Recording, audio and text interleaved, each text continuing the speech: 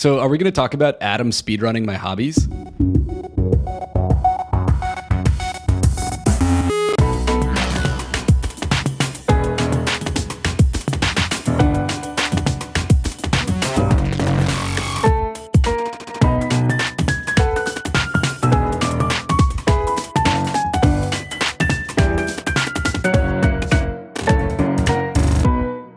How's it going?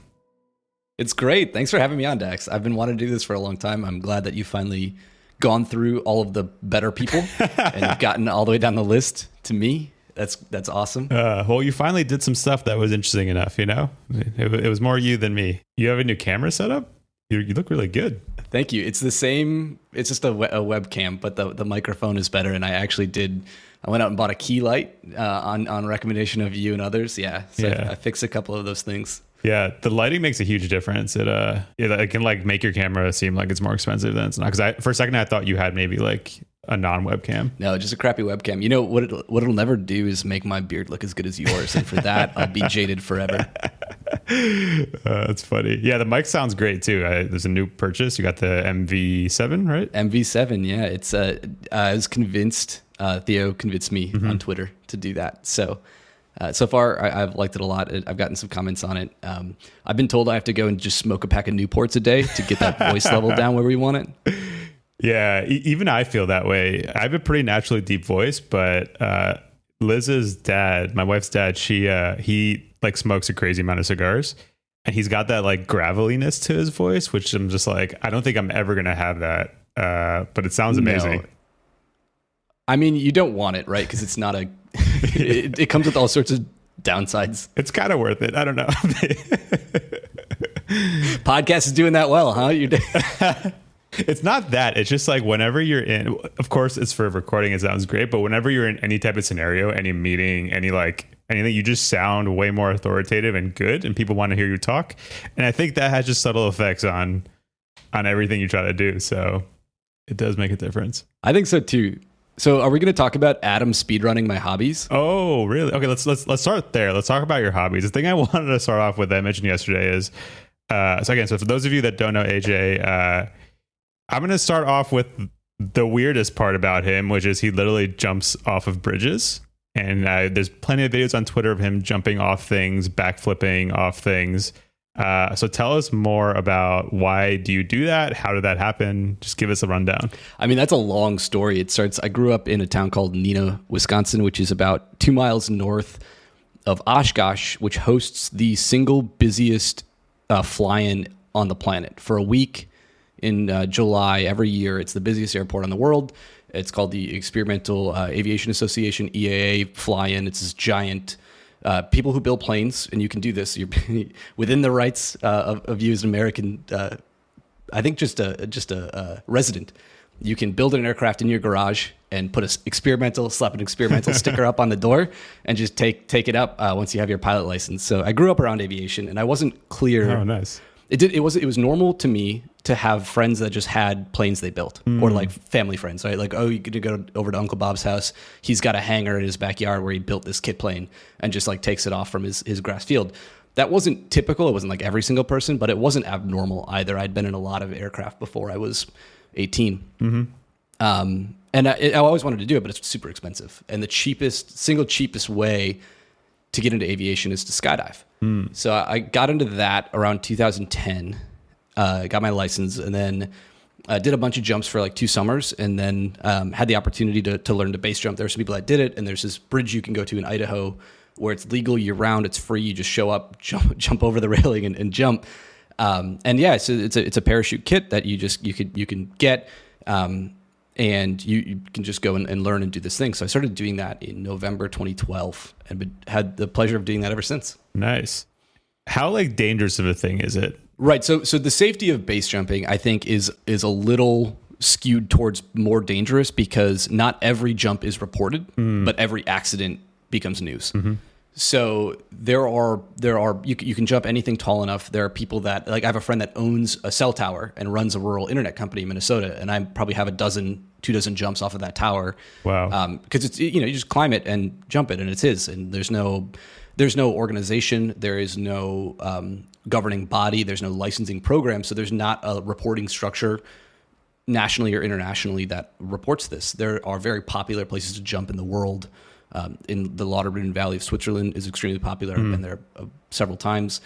Northern Italy has a lot of great spots, and they have some organization and they have some reporting, but that is just like these small bits.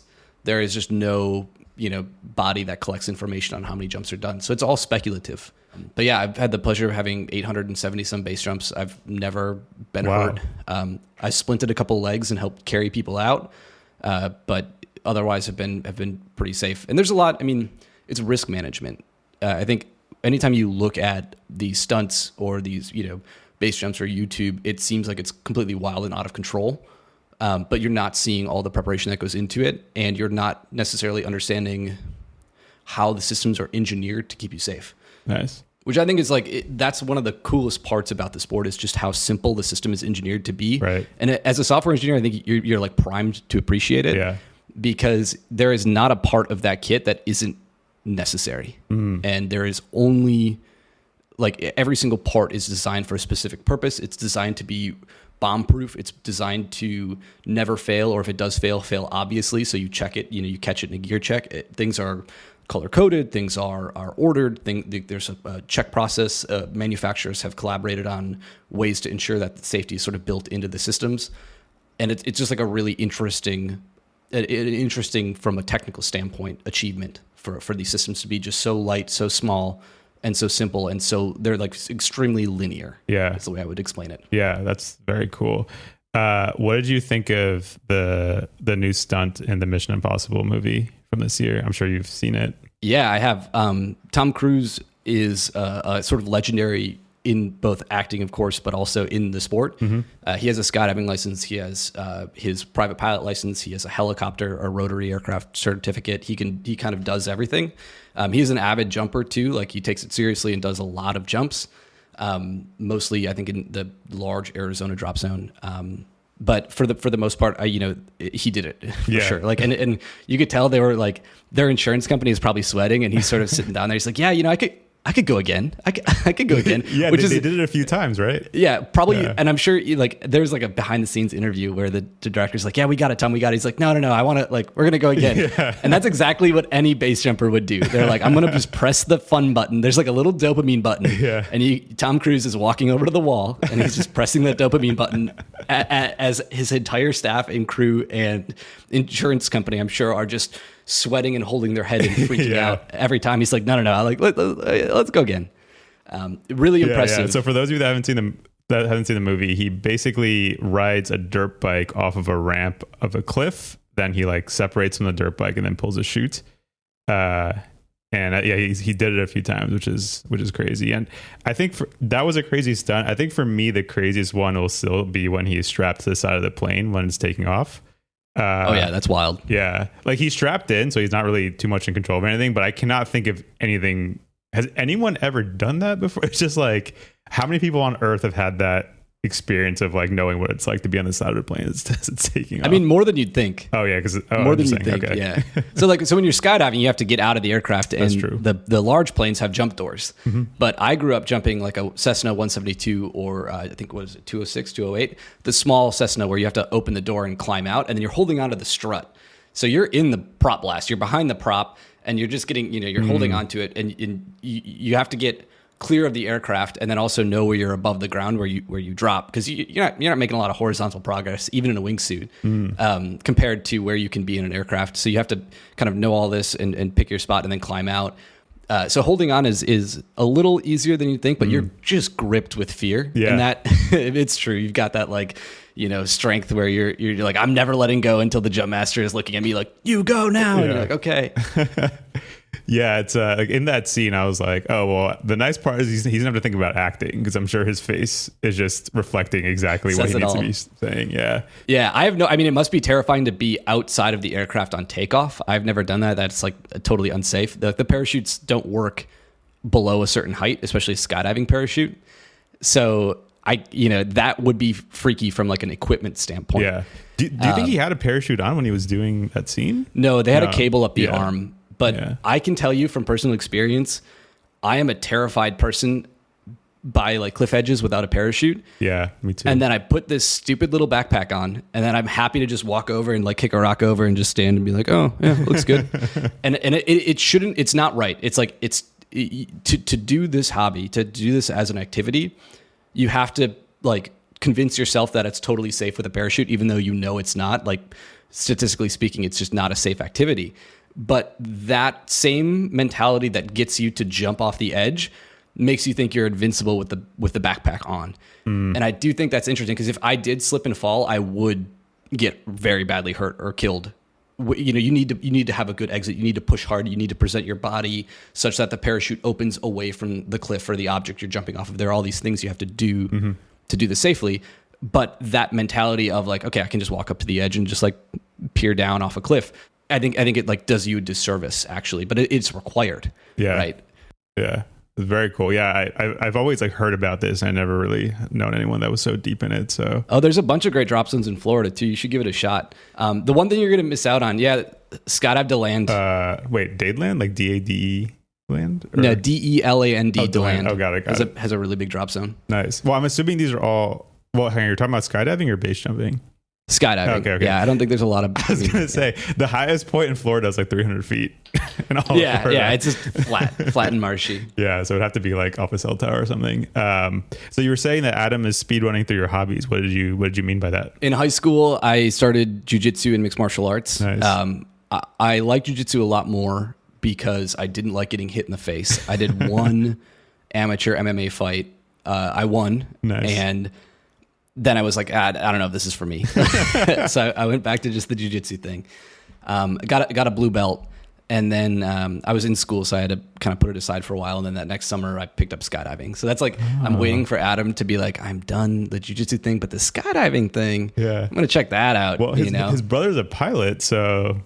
Yep. Yeah, he's set up and well. There is nothing stopping you. Well, there's a couple of rules, but nothing really stopping you from leaving that aircraft. I mean, so I had a friend that built a powered parachute, and the way these systems work, they are the scariest piece of amateur aviation you've ever imagined. It is nothing more than a go-kart and a fan, and then a skydiving tandem parachute over it. And there's a video on YouTube of it.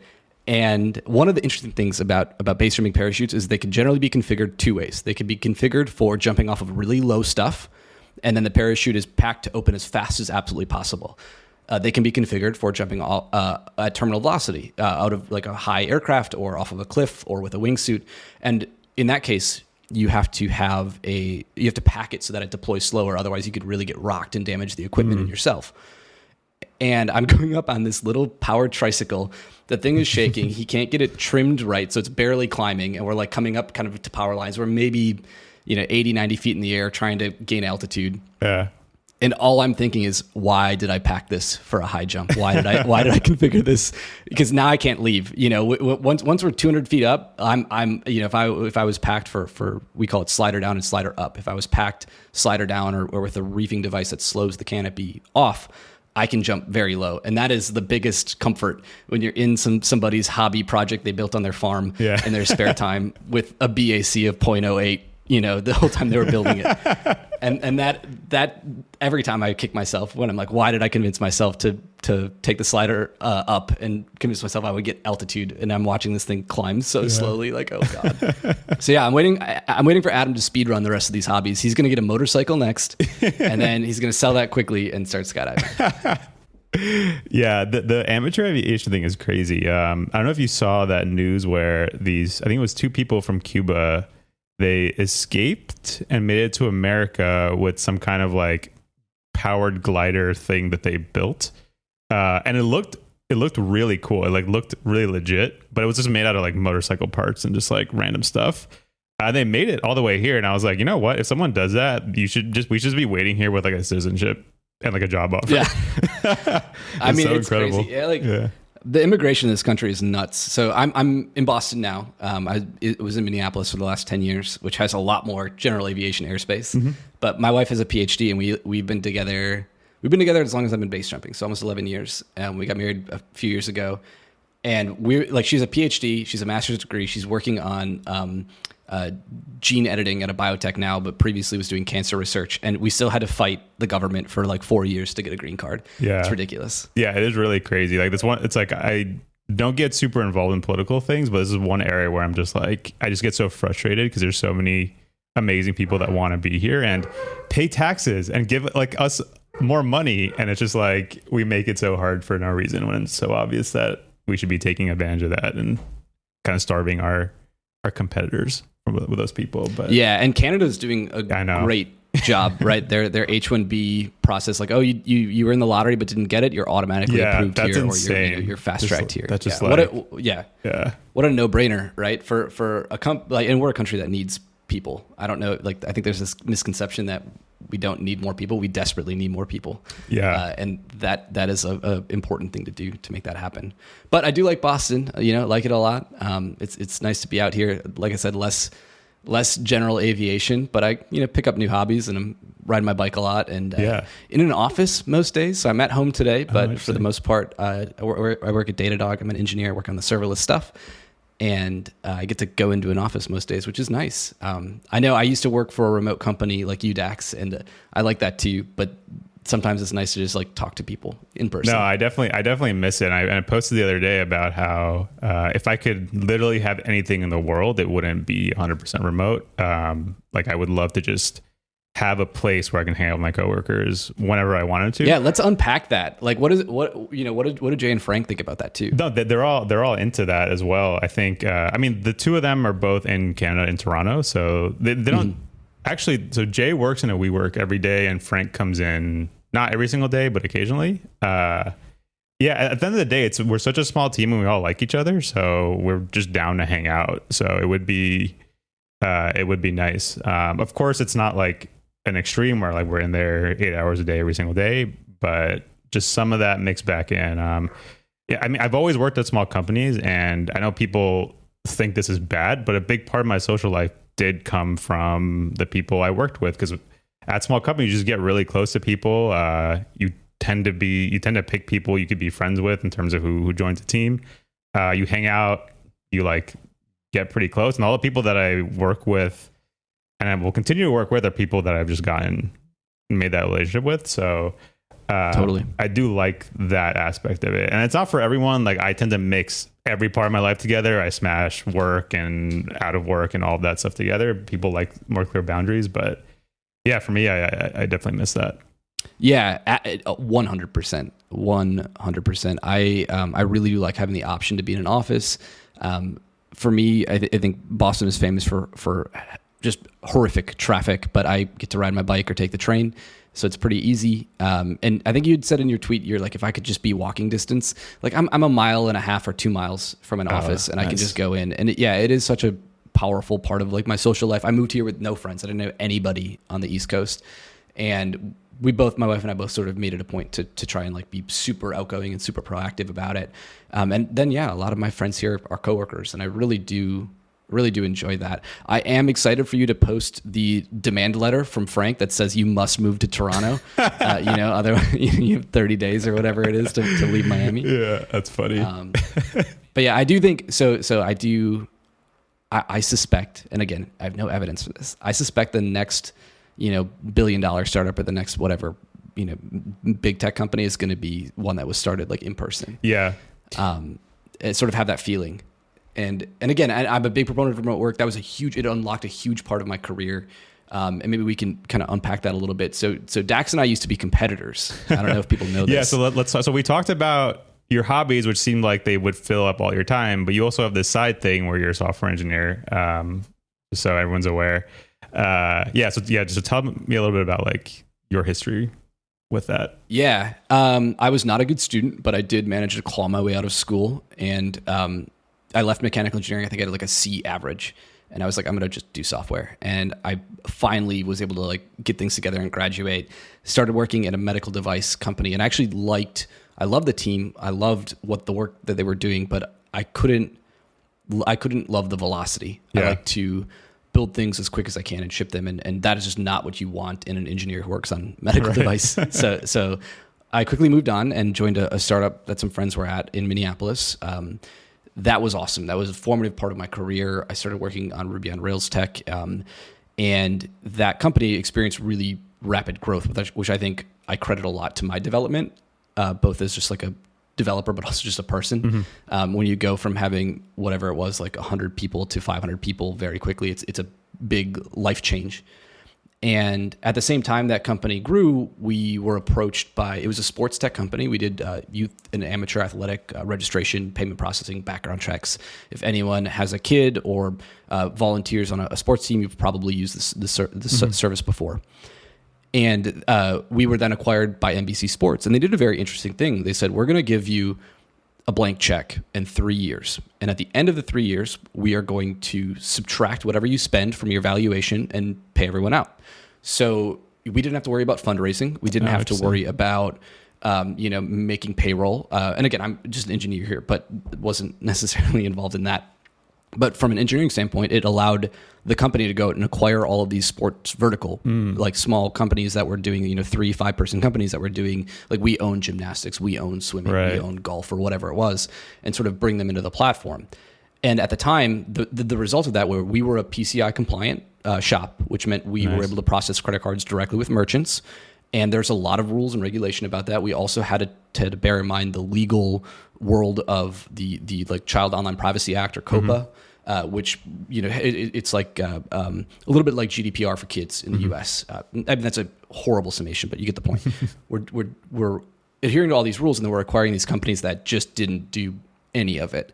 And we had this incredible operations team that made so much of our jobs easier, and then they were just gone. And my VP came to me, he said, you have a blank check, but I cannot give you an operations team. Figure out how to build your product. And that's how I found serverless. And started using serverless early on. This is probably 2017-ish before when we rolled it out to production. And I loved it, found it really, really productive, made a bunch of headway, and was able to, that's when I learned operations and I learned, how to build on the cloud. And picked that up, thought it was great, started working on some of the open source aspects of it. And a couple of years later, they reached out, like the company, and they had raised a Series A and they wanted to build a platform. So I jumped a couple of years after the acquisition with NBC closed, and that's how I started competing against Dax. I was working on the serverless framework. And I worked on their competitor to speedrun, which was like a CI/CD product for serverless. And I know you talk about this a lot, but I do want to bring up the point. We had, I think, some of the same problems that you didn't have because you were bootstrapped and we were VC. So we had growth, we had revenue, we had users, but it just isn't at a velocity that would necessitate the venture capital multiples on exit.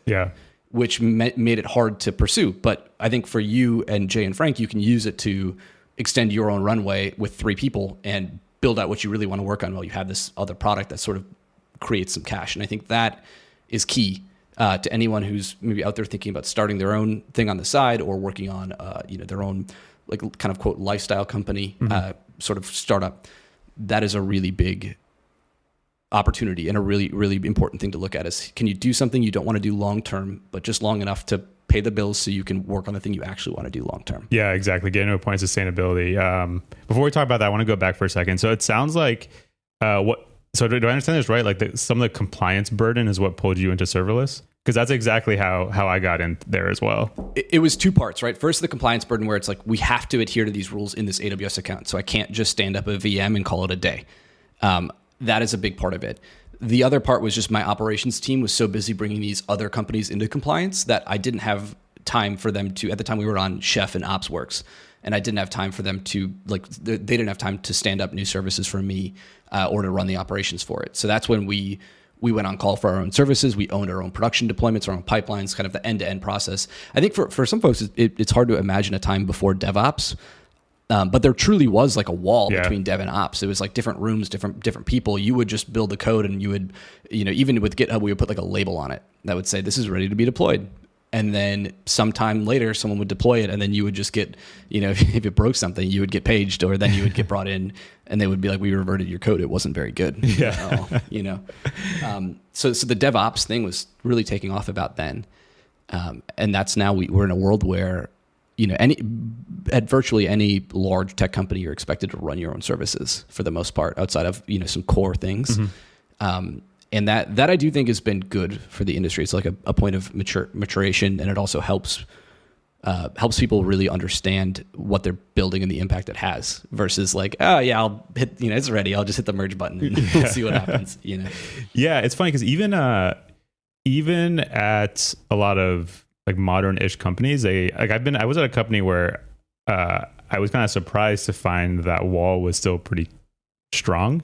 They still called it like DevOps, and it wasn't to the extreme of like literally like you had no idea how it was deployed, but it was close to that. Like people were very good, and this company was using Elixir for everything. They were very, very good at using Elixir and the Phoenix framework and all of that, but they had no idea what happened once it left and went into production.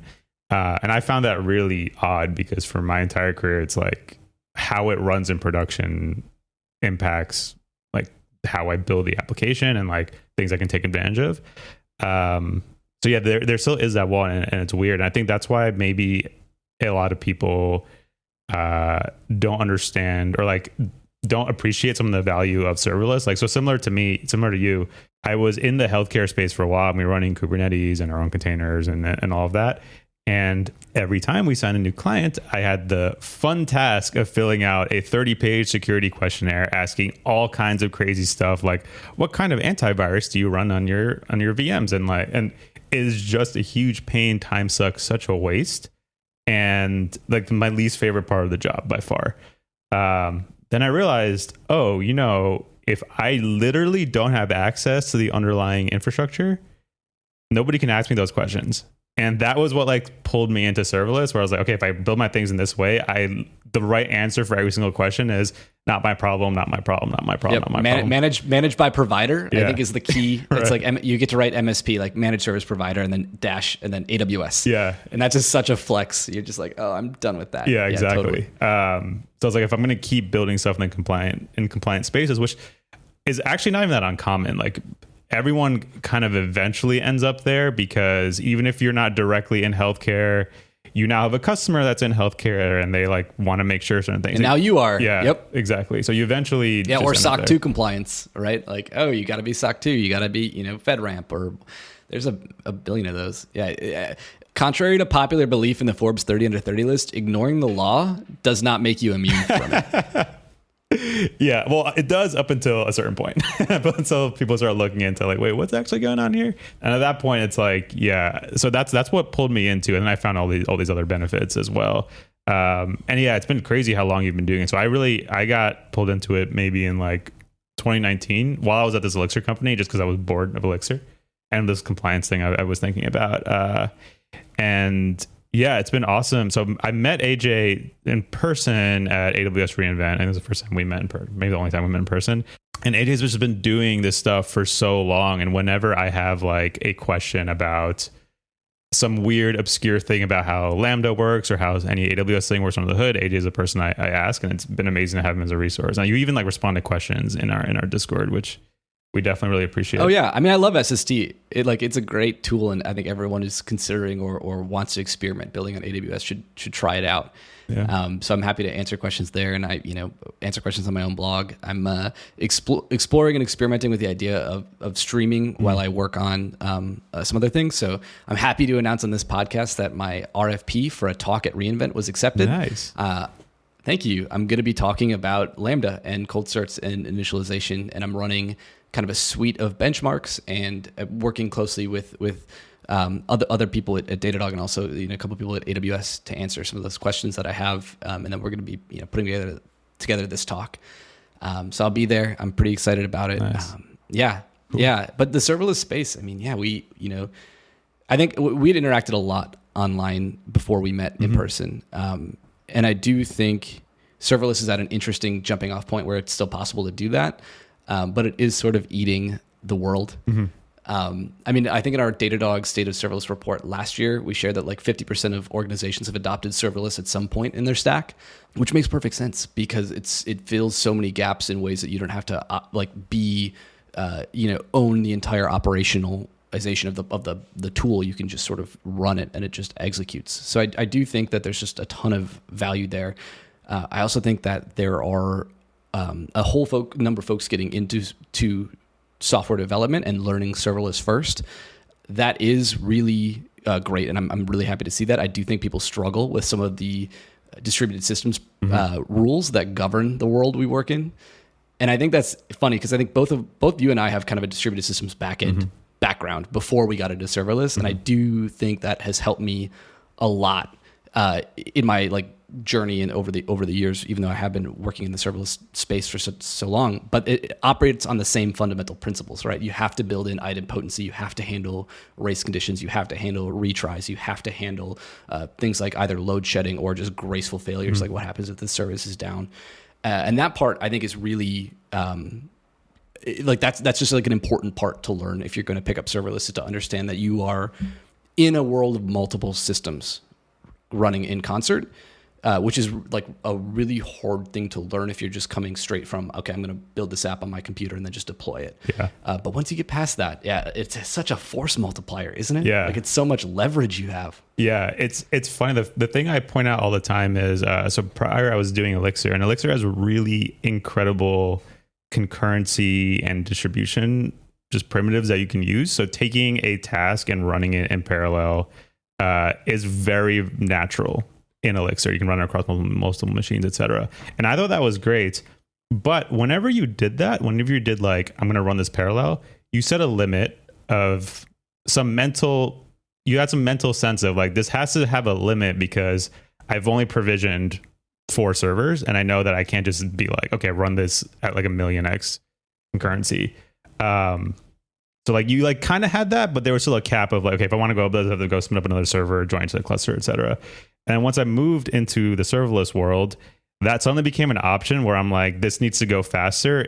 I can run it in parallel. I'm just going to do it 100% in parallel. And 100%. And it's like, it's crazy how much is just solved by doing that. Like so many problems are highly parallel and you don't have to worry about optimizing the individual units runtime when you can just run it 100% in parallel. And you learn that lesson one time and it becomes your superpower. Yeah. Like if you look for the aspect of a problem you're faced with and you figure out how to, in industry parlance, we'd say scale horizontally. But you know, how to do this separately and isolated from other transactions you're processing or other jobs you're doing. If you can do them independently, it's so easy to just rapidly scale them out, especially with something like Lambda. And I would say the big benefit for Lambda is that they're isolated, guaranteed. Yep. You have this guaranteed isolation where you're going to get this amount of CPU and this amount of memory. And beyond that, you don't have to worry about the noisy neighbor problem affecting your individual requests. So if you have 100 requests and the server starts to slow down in a normal load balanced container application, one request is going to affect 99 others. However, in Lambda, that is just slowing down its own request. And this is a principle. This is just queuing theory, right? Yeah. So I talk a lot about the Trader Joe's model of queuing theory, and I wanted to bounce this off you before I build this into my talk. But have you shopped at a Trader Joe's, or do you have those in Miami? Yeah, we do. I haven't been to it much, but I have been to a Trader Joe's before. I recently was told that this is not true for all of them, so the metaphor breaks down a little bit. But at the Trader Joe's, in my experience, the way they're set up is they have one line of people waiting to check out, and then they have multiple cashiers. Yep.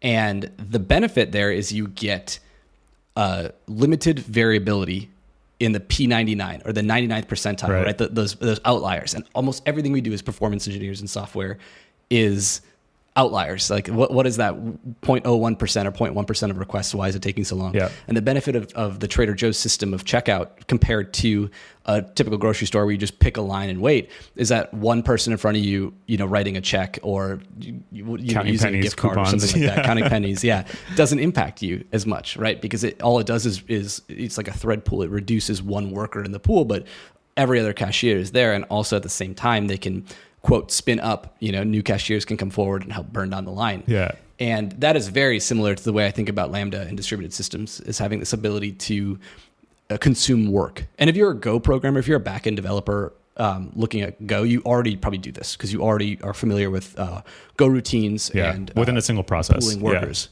Yeah, absolutely. And the same with Rust if you're using like Tokio or even Node, right? A lot of Node developers don't realize new Node developers don't realize how the event loop works, but it's very similar. You just, the event loop is processing whatever events are being emitted. As you get more, you push more things into the event loop, and then it continues to cycle through and execute any awaiting transaction in that loop. Yeah. I mean, people do get hung up on that, because when I asked a question the other day about doing something concurrently in Node, and I had a few people respond being like, that's not possible. You can't do that. And they didn't realize that, well, for IO work, you can, because it like totally it jumps to the like pauses that and jumps to the next CPU work it needs to do. Yeah, it's I mean, the thing you bring up, the trader that queuing thing is great. That's another problem. I totally forgot that these were problems I used to deal with, but again, very typical, right? Like, you build some service where you can upload a CSV and get it processed. Most people have CSVs that have 1,000 lines. Someone shows up with a 2 million line CSV, and you try to process it as aggressively as you process everything else, and suddenly everyone's requests are slow. So being able to like preempt that and like and deal with those situations is again, I totally like, this used to be a constant problem for me. It's like, okay, how do I deal with this like one big user? But I just totally forgot that it is not an issue anymore. Yeah, and I think we're getting to the point in our careers where you can look back on things you solved before, which is that's experience, right? Like that's what people talk about when you're like, what does experience mean? It's like, well, I've solved this. Yeah. And the CSV thing is something I think everyone has to go through. And it's exactly what you're describing. We used to have to do these running a big Ruby on Rails app with a background processor called delayed job and later Sidekick. It would enqueue these tasks in Redis. But to make the task horizontally scalable in Redis, it would split the file either by line or by chunk and then enqueue those as different items. And that still doesn't quite solve the noisy neighbor problem, right? Where one person is doing 2 million and the other person is doing 6. Why are they waiting behind that person? But with S3 and Lambda and event triggers, all of a sudden you get that isolation, right? And I can say, okay, here is a URL, put your CSV file here. And then that URL, once that user writes the binary data to S3, will trigger a Lambda function. That Lambda function you can do so many things right away. You can even use something like step functions dynamic map to just entirely have it split and processed, and then you don't have to worry about any of the isolation at all, right? It's just done for you. Yeah, that's pretty cool. You also get another thing you're going to do is just by the nature of CSVs, people are going to have duplicates. I don't know about you, but everybody's data is crappy. So they upload these giant CSV files, and you can, Levenshtein distance is an algorithm to detect how close words are together. It's used for autocorrect. You may not know the algorithm, but you've been a user. You've definitely used it before. And it's such a common thing to like run Levenshtein distance against the rest of the file and flag any dupes and have people correct those. And I think I built that twice at like production scale. And the first time I got paged a lot because I didn't handle the P99 well. Right. But the second time using like step functions and using serverless was just so effortless that all I had to do is watch the metrics, right? And just say, oh wow, we just processed a 200 million line file that this giant like national governing body uploaded to every single person in their contact list ever. And it just churn through it. Yeah, it's really cool, and even you can definitely see it in your own. I mean, you mentioned the metrics, and that's like an interesting thing I think about all the time. If I look at the metrics that I used to obsessively look at and the ones I look at now, they're completely different.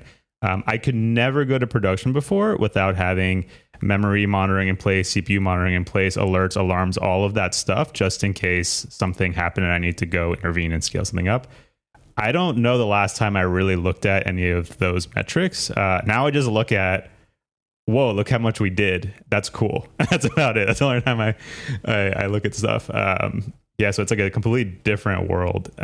Totally. And Lambda solves that. Like Lambda solves that. But let's talk about S3. Yeah, S3. Which might be the single most impactful data system that any of us have ever used, ever. S3 does one trick, and that trick is called erasure coding. And if you've ever read about RAID arrays or built a gaming computer, you maybe know a little bit about this, but the idea is breaking up a file or a binary blob, it's arbitrary binary data, into chunks, and then writing a multiple of those chunks to different services. So you take the bits, you run them through an algorithm, you scramble the bits, and then you take different sets of those bits and write them to 5 places. So maybe you have one record that needs to be divided into 3 chunks to store at scale. Then they're going to divide them into 5. And the idea is you can lose 2 of those 5 disks or 2 of those 5 data sets at any point, and your data will still be fine. But it's not just about data storage, it's about retrieval. So when you read a file from S3, it's going to do a scatter gather operation. You talk to a control plane or a service that tells you where this data lives, And that control plane will say, okay, here are the 15 nodes you need to talk to. But once you get 10 reads back or 10 responses back, you now have enough to reconstitute that file, and you can just drop the other 5 reads you were doing. And that's so important because in any distributed data store, there's always going to be one node that is doing garbage collection or hotspotting, or there's 100 other requests that happen to hit that node at that point, or any number of things that cause it to drop that request. And this is why you get this very consistent response out of S3. And now every cloud has their own version of S3. So you have like a binary compatible blob store. And that is just such a powerful thing to be able to do. It's not necessarily super, super fast. You don't get single millisecond responses like you do out of Dynamo. But you sure as hell aren't going to have 1 minute long response times like that long tail of data systems and data services that we would typically see in distributed systems. You don't have to deal with that. Yeah. And that becomes the basis for so much of what we do. Yeah. We wrote Datadog wrote this great blog post on the service called Husky we use that stores our event data. You can read it. It's on our website. It's great. And that's all backed by Blob Store, right? Like that's how that service works. Yeah. So many other systems built on AWS are just built on S3 as well. Yeah, it's funny because that's one of their oldest services. I think for a lot of people, they might have even gotten introduced to AWS through S3. It's also like it fits the mindset of serverless. It's been that way since the beginning as maybe the first serverless offering that people use. Like you just pay for your usage and you don't think about provisioning resources at all. Yeah, and it's right. So much is built on top of it. I actually got into managing servers through distributed file systems. Oh, really? Tell me about that. He's also a software engineer. He was doing a Hadoop prototype for the job he was working at the time. So he bought this rack of 8 servers that he just installed in our basement, and he was using that to set up Hadoop and prototype. And Hadoop is it's similar to what AJ was saying. It splits up data, and you have some metadata server that tells you where everything is. And you can kind of retrieve it efficiently and in the same way. Basically, it's kind of build your own S3, which people were doing back then. Yeah, you had to. Yeah, exactly. He prototyped with it for not that long. I think it took him 1 month. And after that month, he was like, okay, these are yours now. And I was like, ooh. And then that's how I learned how to do Linux and servers. And I was putting up Minecraft servers and doing all this stuff. But yeah, that was technically the only reason those machines made it into my house was for this reason. So I wasn't doing the distributed file system stuff, but that's why I got there. Yeah, that's why they're there. That's awesome. My dad worked part-time as a janitor at the school I went to sort of make ends meet when things were rough, and they were gonna recycle these Pentium 2 machines. And he took home 2 of them for my little sister and I. And that's kind of how I got my start. And that's actually how I got into networking, because I wanted to play SimCity and Streets of SimCity and all these games with my sister. And 2 machines it solved such a huge problem in our life, which was, one controller on the Super Nintendo or the Sega Genesis or whatever, right? There's only one. Yeah. And how are you going to share with your sibling? That the unplugged controller trick doesn't work past age 4. They catch on.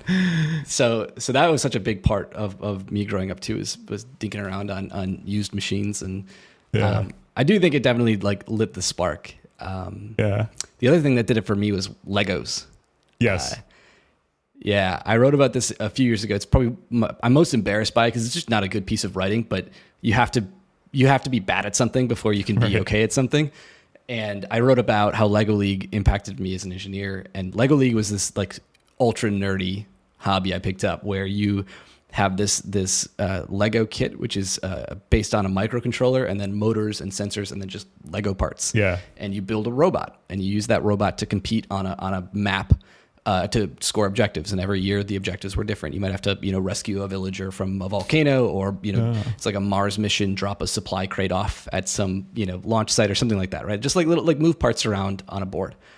And that, it was written with this visual Wait, are you talking about tool. Lego Mindstorm? Was that related? Yes, it was a Lego Mindstorm. Yeah, I had that too. The visual programming thing. Yeah. Yep. Yeah. And that was such a cool thing for me because, like I said, we talked about, I'm not a good student. I need to see things and be this is important to me because it does something I want to do, and not because I'm a better person for learning it. Yeah. And that clicked for me. Like the Lego thing clicked for me, where I could drive this robot around my living room or whatever.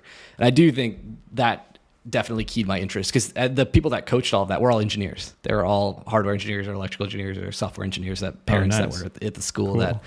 And that definitely piqued my interest. And I do still see some of that, like in the, in the engineering world today. I see people kind of bringing aspects of those old little hobbies and toys to their day-to-day. And I think that is neat. It's a good way to teach, like to see if kids have that spark and are interested in this type of thing. If they have the patience for frustration to like see it through till something works. And I think software is kind of one big frustration exercise after another. Yeah.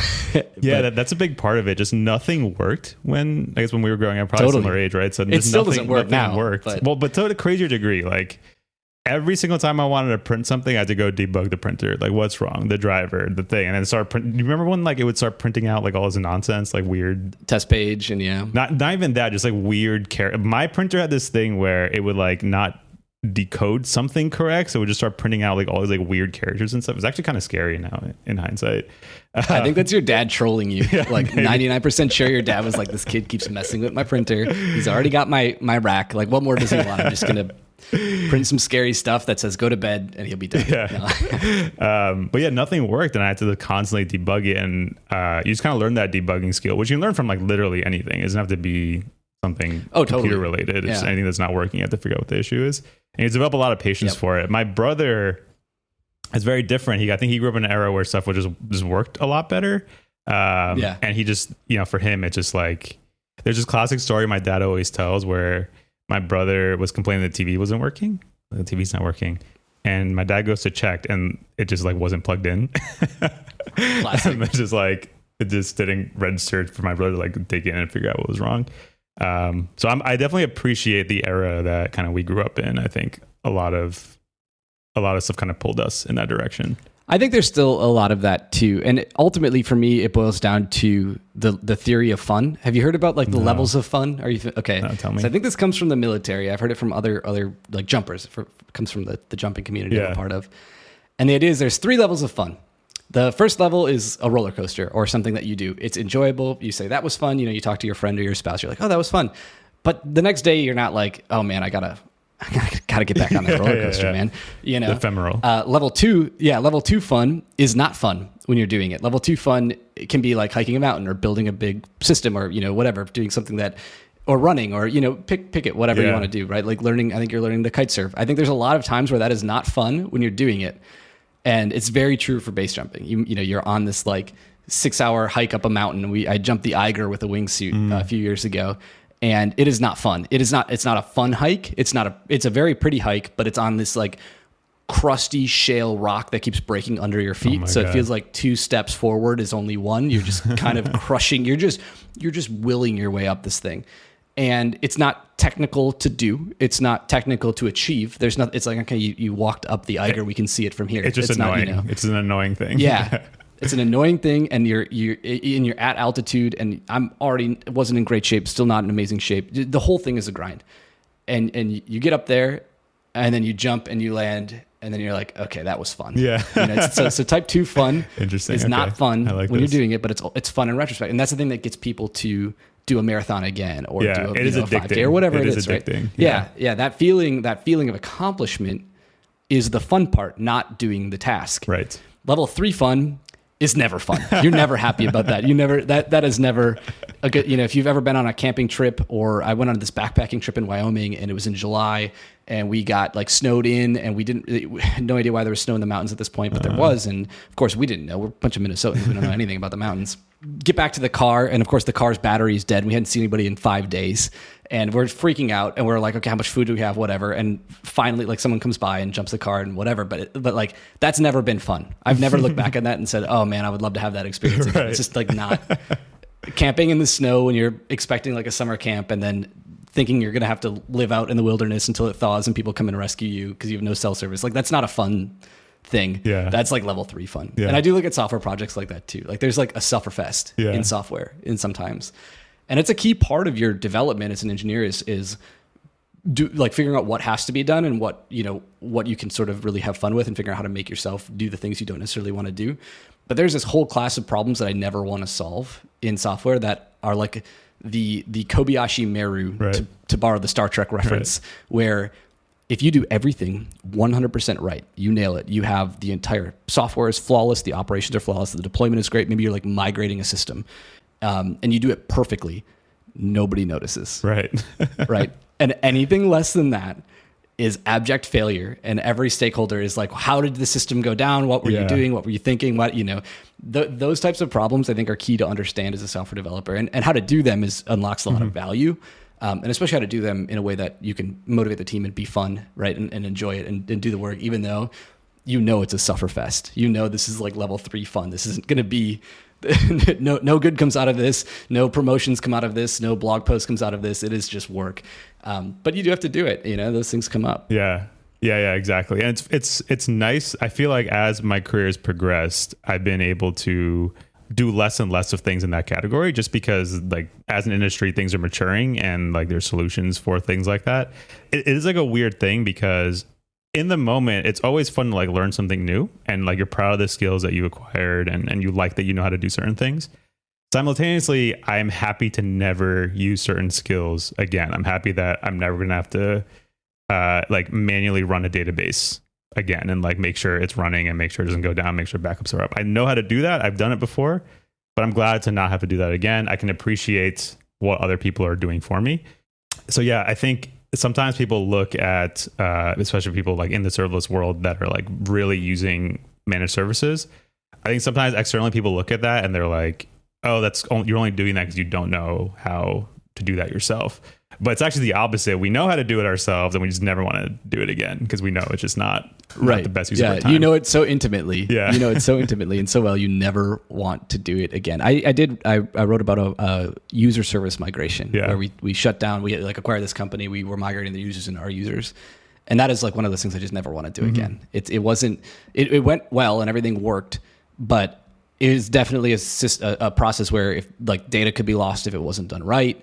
And so much of your career, your development as an engineer and your developer, we're contributors to a business, and understanding the value of that business is key to knowing your place and how to improve your prospects, but also the company and your team and all those things.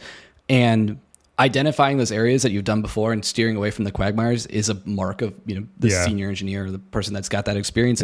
And also like the thing that you're doing now at your company, you're avoiding those pitfalls so you never have to solve that problem.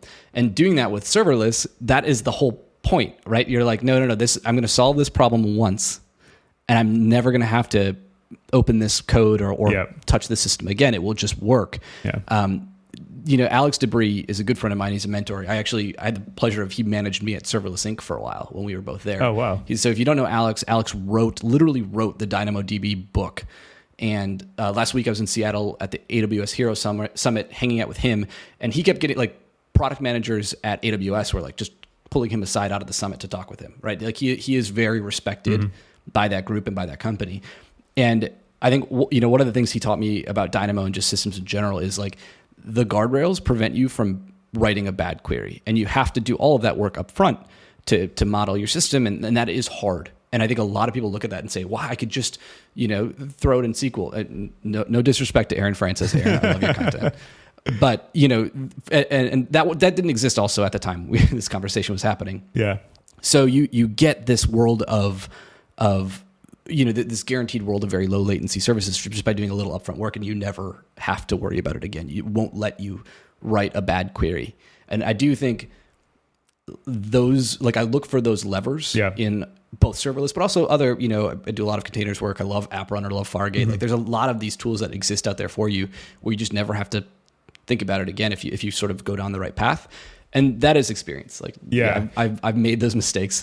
Exactly. I've made those mistakes. Opting into the upfront pain, I think, is once you start maturing, you start to say, okay, this is gonna suck for the first week, but then I get this long-term benefit. And like making those choices, it's hard, but I think that's what, as you get more senior, you start to make more of those. The Dynamo one's a great example because I think people often respond saying, well, I don't have high scale. Like I'm not dealing with massive scale, so why should I care? And the thing I always point out is it's not the fact that it can scale to a crazy place. It's what that experience looks like. When you work with like a database that doesn't So like you said, DynamoDB doesn't let you build anything that doesn't scale automatically. When you're in a situation where that's not true, like if you're using a standard SQL database, which our current products are all on MySQL, so I still use it. But the reality is one day you have a week planned. You're like, we're gonna build all these really cool things this week. We're excited. We have momentum. We just shipped a bunch of things the last 2 weeks. We're on a high. Like we're gonna keep going with it.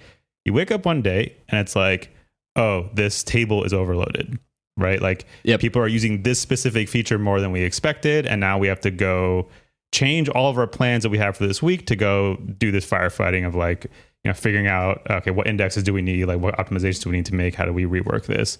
And you're going to do it. You're going to do it. It's not going to be a big deal. You're going to achieve it in a couple of days and you're going to forget about it. You're going to move on. But that moment just killed all this momentum that you had in your plans. That's get shifted to the next week. And then it's a disruption and people kind of lose that momentum. So yeah, a lot of this for me is really understanding how people work and how companies work and how teams become efficient and start shipping a lot. And those disruptions really, really make it's very easy to underestimate them, but that's the difference between teams that are shipping 100x more than other ones. Like they know how to build momentum and maintain it. And those like unexpected disruptions, those surprises, they're killer for that type of thing. Absolutely. The thing I always say is that preserve momentum. Yeah. If you're an engineer, even a leader or an IC or a new engineer, like everything we do is to preserve the momentum of the team going forward. So if there is a way that I can trade okay work or good work today for the best work tomorrow, I'm gonna take the good work today, and I know that I can make things move tomorrow. And that the other thing is always be ready to ship at any point. I need to be able to press the merge button or press the deploy button. This is true now. I'm mostly on a library team. I do a lot of open source work, but I also do manage a backend service, that distributed system. Think like Go and Kafka and a few other components. And that like always be shippable or always be ready to ship is such a key mantra. We do not want to exist in a world where for a coalescing of reasons we cannot do a deployment or make a change or roll something forward if we need to. We do that through things like feature flagging. We do that through things like small pull requests. Coding small is a big mantra of mine, right? I don't care that you can refactor this whole service in a 20,000 line PR. I want to see how you can start today with 3 lines and how that's safe and how I can roll that back if we need to. And you've thought about the impacts that could have on the underlying data store if this goes wrong. And that mentality, I think, carries you so far. And I do think, there is this, I think that so many, like, especially early career and hungry engineers want to kind of move mountains, not realizing that you move mountains a little bit at a time. And we should talk about this because you and I are both in our 30s. We've been doing this for some time. So, like, Dax, how do you like stay motivated to keep working? I think we're both ICs. I'm not sure how your company is organized. But everyone's contributing and you're pushing forward. Like, what keeps you going through this? I mean, to be honest, people are always laugh at me for saying this, but it's true. I just love money. If I'm going to be completely honest, like I just love finding ways to say, I put in 5 minutes of work. Here's how much value I created, and increasing that lever over time. I'm just addicted to it. So it's a joke because I'm saying money, and it is money. But at the end of the day, it's like that satisfaction I get remembering that a year ago, this value I created would have taken me 2 hours. Today, it took me 10 minutes. It's like, I always liken it to like an RTS game where in the beginning of the game, you have like nothing, just like a few villagers, and you're like just figuring out food and basic things. By the end of the game, you've got like more than you have so many systems set up for like the basics. You've moved on to like much higher level things. Building a business, building anything in tech, to me feels that way, and it feels addicting in that same way. Totally. I think since we're confessing, I'm like a deeply insecure person. That definitely drove me to want to base jump because I was a cringy kid in high school and college. I was not, it was not a good experience for me. I did not have fun. And I just wanted to sort of be accepted. And as a result, I had this like the classic millennial, crave attention, crave validation, life, and that definitely, that's like a big part of why I'm active on social media in technology. And I like to give talks is definitely like, it comes from that part within that, like, oh, I need to be validated. Yeah. But, I that's not really, I think, what keeps me going now. I think so much of what keeps me going now is unlocking the ability of others and making really big things move. Yeah. So I'm a staff engineer at Datadog for my day job. I do have a couple of reports, but I'm not predominantly a people manager.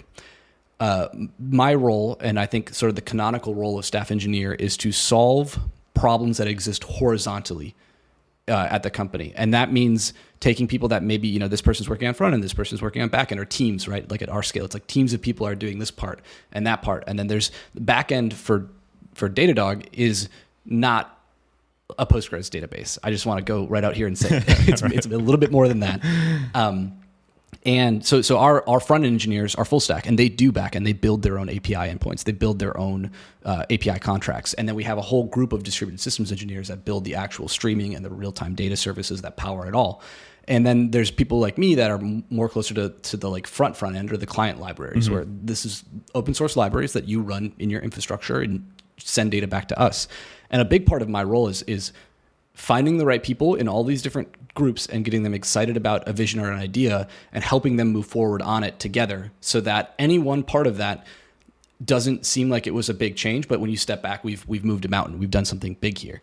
And I think as somebody in my 30s now, that has been a really big, it's like unlocked that fun button all over again. Yeah, exactly. All over again. So instead of, you know, oh, I shipped this API and it's really good and I like using it, which I still do find value in. So much of it now is like this group of 6 people, sort of skunkworks style, which is the code name for the group that built the SR-71 Blackbird, kind of under the covers, right, at Lockheed. Like that kind of building and moving pieces inside of a company is huge. And I think that's what like senior and super senior staff ICs kind of do, is they have this like higher level vision of what has to be done for us to be successful in 5 or 10 years. And they're able to work within all of those groups and identify the siloed people or the people that are in different teams to move those projects forward. And that, like, I work with some incredibly motivated, I have a couple of engineers on my team now that are young and 10x what I ever was at that age and ever will be, you know, in my career. And I love being able to sort of direct them and help them solve a problem and then watch them just go out and crush it. And that, you know, it's not management. It's not full-time management. No. It's still very technical work. Like I'm shipping code every day, but that's the role. You're leading, you're mentoring, you're helping people have an impact, helping people build a product. And I do, because I am so deep in need of validation, I do like working on product teams so that I can like go off and do that. Yeah. You know, that's awesome. I mean, that's really well put. I think I can relate a lot to that. And kind of in a different angle though, because we're just a team of 3. Totally. But yeah, the thing you're talking about is you see what's going on in like a very large, broad way, and you see certain opportunities and you connect the dots and make sure that like certain things come together and it ends up having a huge impact. And at the end of the day, that's all we're talking about. We're trying to, as you go further and further in your career, like the same amount of time you spend on something just starts to have a much bigger impact.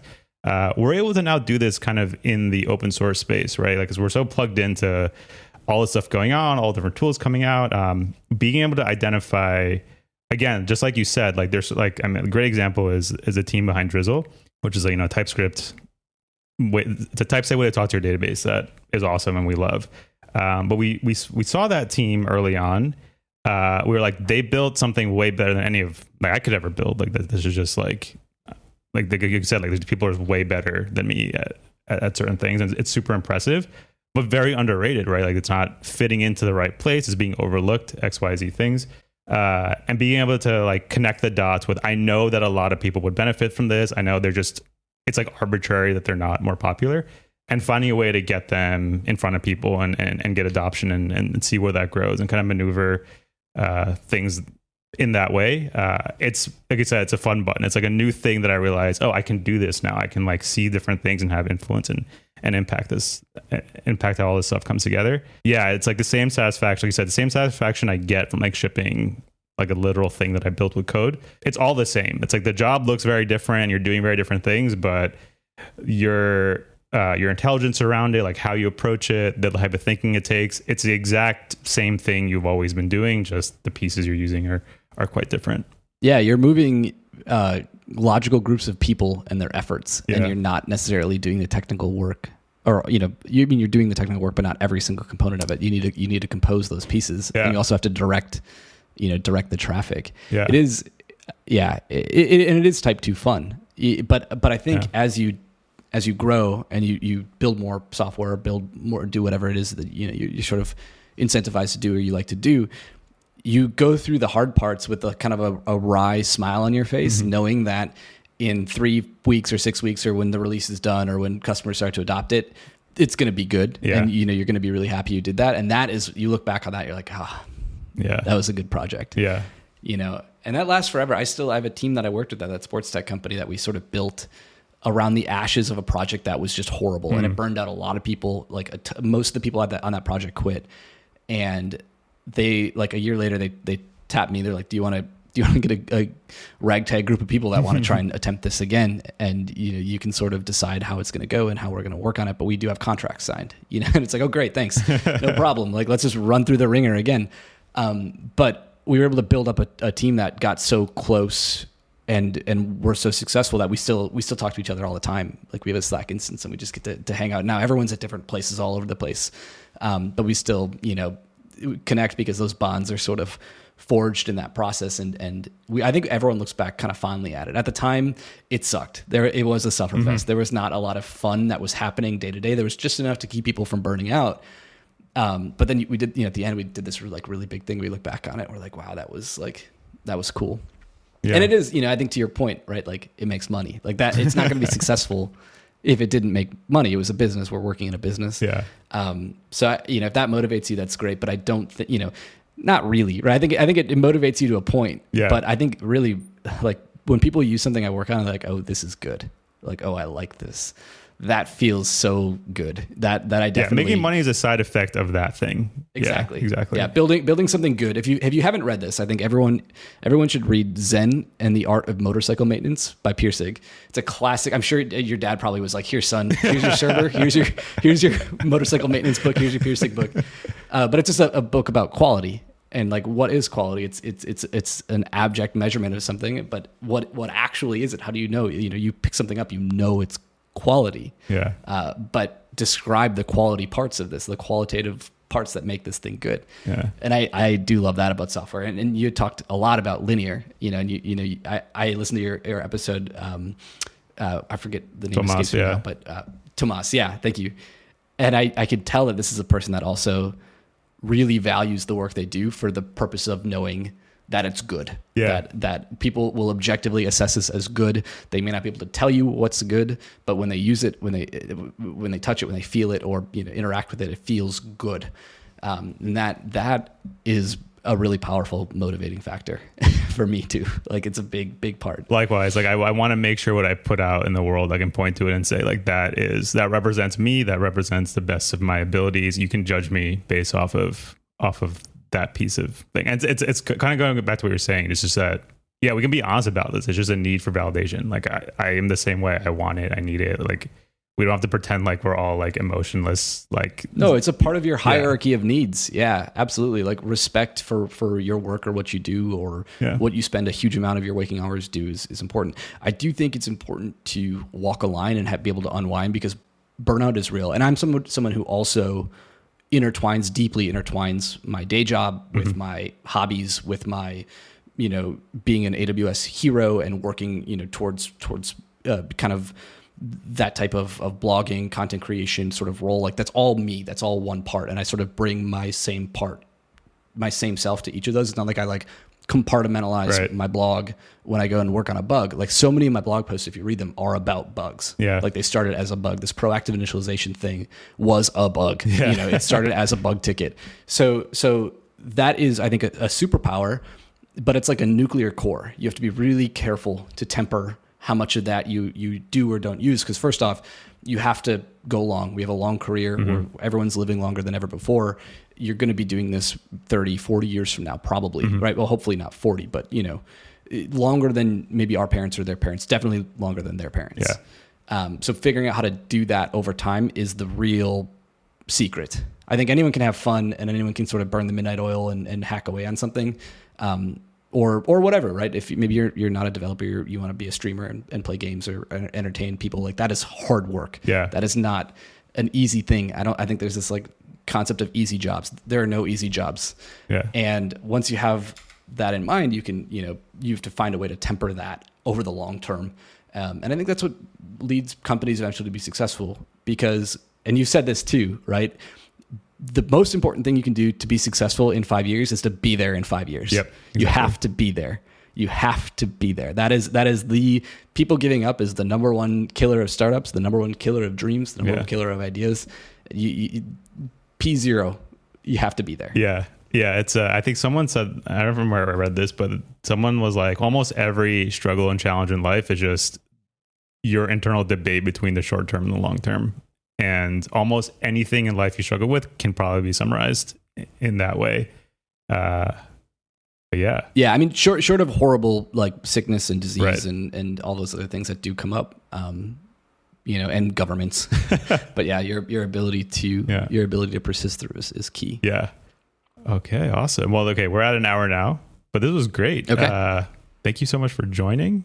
A lot of wisdom there. Appreciate it.